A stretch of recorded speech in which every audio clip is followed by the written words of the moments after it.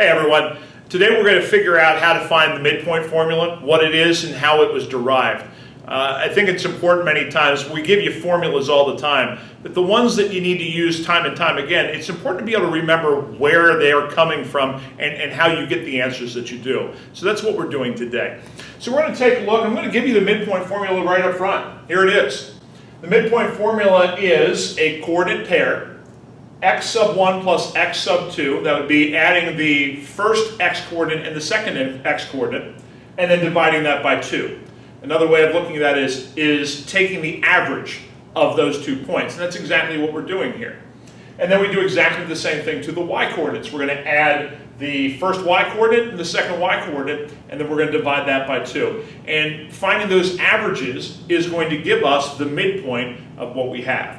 Now, where is that coming from? That's the question. Where is this sort of a formula coming from? And we want to look at this in terms of what happens if we're just doing something one-dimensionally. Let's go all the way back to the number line. You remember the number line. We used this very early in math. And we would put a number line together, something like this, where you'd have something where you're counting from 0 up to 4. And you have a point here at 0, a point here at 4. What's halfway between that? Probably something that you did maybe in second, third grade. And you were able to count and find what halfway is, and you would figure that out, and obviously that would be 2. This would be your midpoint in this situation. Then we would change this, and we wouldn't give you the starting point at 0. We would give you the starting point at something else, like 3, and we'd count up to 7, and we'd find the midpoint. That midpoint would be 5, just like it is here. And then all of a sudden we'd change it again. We'd say, hey, why don't we give you this? We won't count by 1s on this number line. We're going to count by 5s. So here's 10, 15, 20, 25, 30. We're counting by 5s. Does it change how we would find the midpoint? And the answer is no, it's still in the same exact place. And from a graphical point of view, it's pretty clear that halfway between these two numbers is that middle spot. So graphically, we can see where that is. It's a little bit tougher to do that when we're two-dimensional. But what happens numerically here? How did we find this? And that's the question that we're trying to answer here. So what happens if we don't know what this value is? We're just calling it something general, like x sub 1. And we don't know what this value is, and we're just calling this something general, like x sub 2. Where is this middle spot? We know that if we have a point here and a point here, the middle point is still here, just like it was for the ones up above it. But the question ends up being, how do we find that? Well, let's look at what we did here. There was a distance of 4 from 0 to 4. And we went 2 spots, 3 to 7. It's still a distance of 4. But this isn't 2. It's 2 away from 3. So how do we get that value? Well, if we add 3 and 7, we get 10. And half of that is 5. If we add 0 and 4, half of that is 2. If we add 10 and 30, even though we're counting by 5s now, half of that, 10 plus 30 is 40, divided by 2 is 20. So what we're doing here is we're taking this value, adding them together, and then dividing that by 2. And that's how we're going to find each of our coordinates for the midpoint. And that's how the midpoint formula was derived.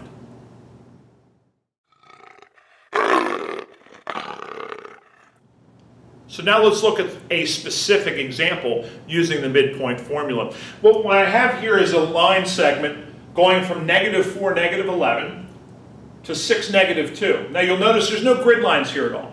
And if I wanted to, I could actually put a grid up there and it would be wonderful, but a lot of times we do things that are not drawn to scale. And this would be one of those examples where I'm doing something that's not drawn to scale. I'm giving you the coordinates, I'm giving you a visual of what it would be, and we have to figure out in a different way, in this case analytically, how we're going to actually find that value. And one thing we're going to do a lot this entire year is we're going to find things graphically, numerically, analytically, 3 different ways.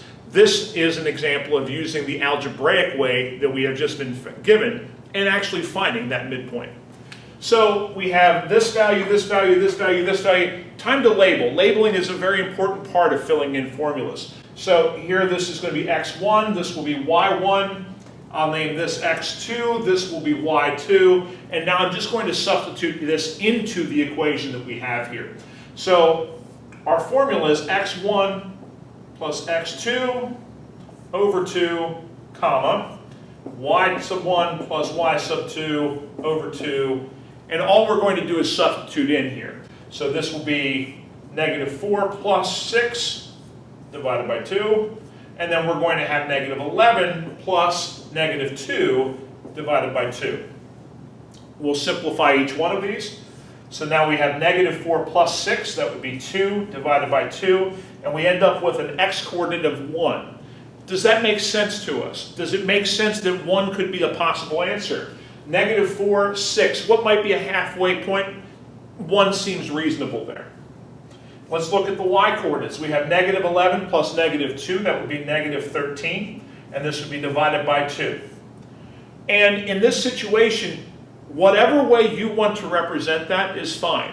I recommend representing it in a way that is most easily useful for what we're doing here. So if I have some other extension that I have to know that this is -6.5 or -6.5, or I'm going to do a calculation that uses decimals, I would write it that way, or I'd write it as the next number. But here there's no need to do that. This is the final step in the process. I'm going to write this as -13/2, and that will be the value that I put down there. Now I know that this is going to be about -6.5. Is that between -11 and -2? And the answer to that is yes. So this is a reasonable answer. And this is a way that we would find the midpoint of these 2 points. So if I would put that midpoint in here, and I would put that where it looks like it is, I would know that that ordered pair probably would be +1, -13/2.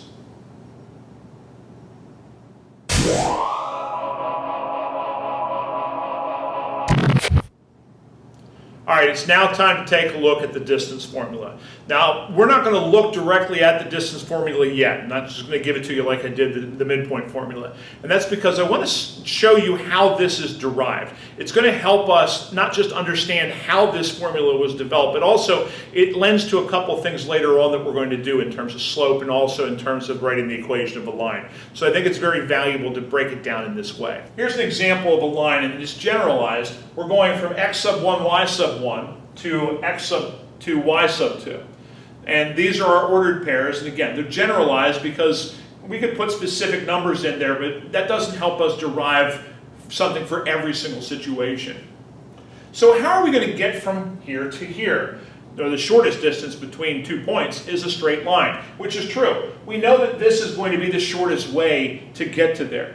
The problem is we have a very difficult time counting this directly, because it's going to be going diagonally. We don't have a good way of counting things diagonally if we don't have a ruler. And let's face it, we don't really carry rulers with us all the time.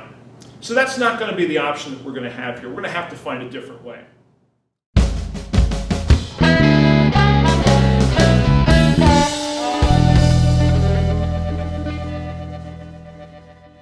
When you go to a big city, how are the streets organized in a big city? The big city has streets that are, you have rows going this way, and you have streets going this way. And everything's a big grid, just like it would be on a graph paper.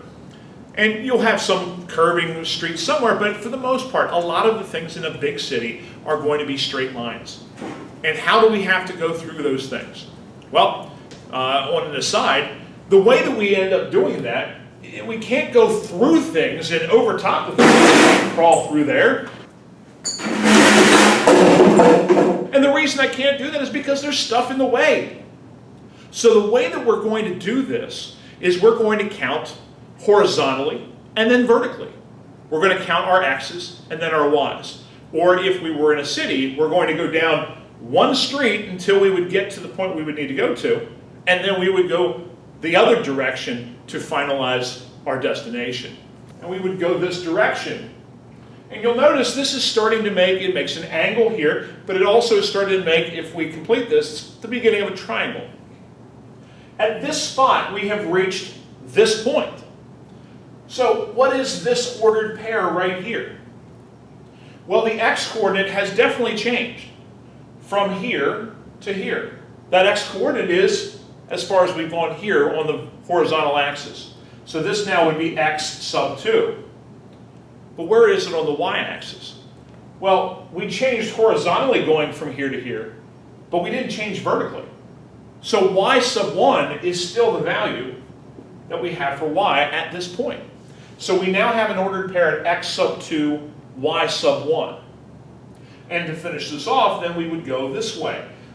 That leads us back to our good friend, the Pythagorean theorem. Remember, the Pythagorean theorem that we get from geometry is for right triangles. And in trigonometry, we're going to use right triangles a lot. So the Pythagorean theorem states that the sum of the squares of our two sides, or our legs, of a right triangle is equal to the square of the hypotenuse. What side do we want right now? We want the hypotenuse. We want that side. We want to know what it is because we know that's the distance, the shortest distance between those 2 points we're trying to find. And in order to do that, we're going to use this right triangle. So what's the length of this side? It's x sub 2 minus x sub 1, subtracting our x coordinates. What's our length of this side, our vertical side? That's y sub 2 minus y sub 1. So we have our two lengths here, and we have what we're trying to find. Let's put this into our Pythagorean theorem. A squared, that would be this side, that would be x sub 2 minus x sub 1 squared. And important to know here, because we're using squares and subscript, that this is not a x squared here, it's x sub 2. Plus, here's y sub 2 minus y sub 1. This would be our value for b squared. And that's equal to c squared. But remember, we don't care what c squared is. We don't want to know what c squared is. We want to know what c is. So that means in order to get rid of the square, we must take the square root of both sides. So what that leaves us with is that x sub 2 minus x sub 1 squared plus y sub 2 minus y sub 1 squared is equal to c. And now, to make this the distance formula, we just change this letter to d.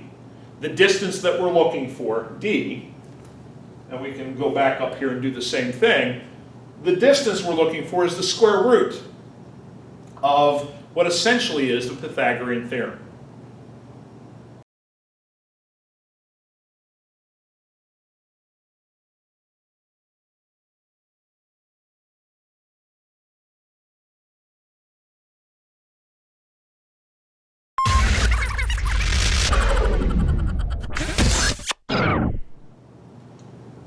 All right, so let's take a look at an example of the distance formula. We're going to use the same 2 points that we did when we used midpoint formula because that's something that we will probably end up doing in class, maybe on assessments of some sort, or even on homework assignments, is take two ordered pairs, find not just the midpoint, but the distance in between them. So we have the ordered pair -6, -11, the ordered pair 4, -2. And when we're going to put those two things together in this case, we're just going to plug these into the distance formula. So again, we're going to label. Now here's the cool thing about this. It doesn't matter in either case what you label x sub 2, y sub 2, and x sub 1, y sub 1. And the reason for that is because in the first situation in midpoint, you're adding both of them together. So it doesn't matter the order. Here we're subtracting. So it would seem like it's going to matter a little bit. And it would, except the second that we square the number, if this was a negative number on the inside, it's becoming positive anyways. So it does not matter which direction. And all that means is that I could go from this point to this point, or I can go from this point to this point. It's still the same distance between those points. So those are the things that we have to look at when we're using this formula, and that we don't have to be that precise. We just have to make sure that both x and y sub 1 are in the same point, and x sub 2, y sub 2 are in the same point. So our distance is equal to the square root of, and putting these in, this is 4 minus -6 squared, plus, and this will be -2 minus -11 quantity squared. And now we'll just simplify what we have here. So d is equal to the square root of 4 minus -6 is 10 squared, that'd be 100. And over here, this ends up being -2 minus -11, that would be 9, and that would be squared. And that would be 81. So d is equal to the square root of 100 plus 81, which is the square root of 181. Now, at this point, there are two things that you would potentially do. If this is something where you do not have an application, this would be good enough, or if you could simplify the square root, let's say there was a perfect square, there's not in 181, but if there was a perfect square in 181, you would simplify it at that point. But the other thing that you would potentially do is, if you have an application for this one, this is where you would put that into a calculator, and you'd find out what the approximate value is for the square root of 181.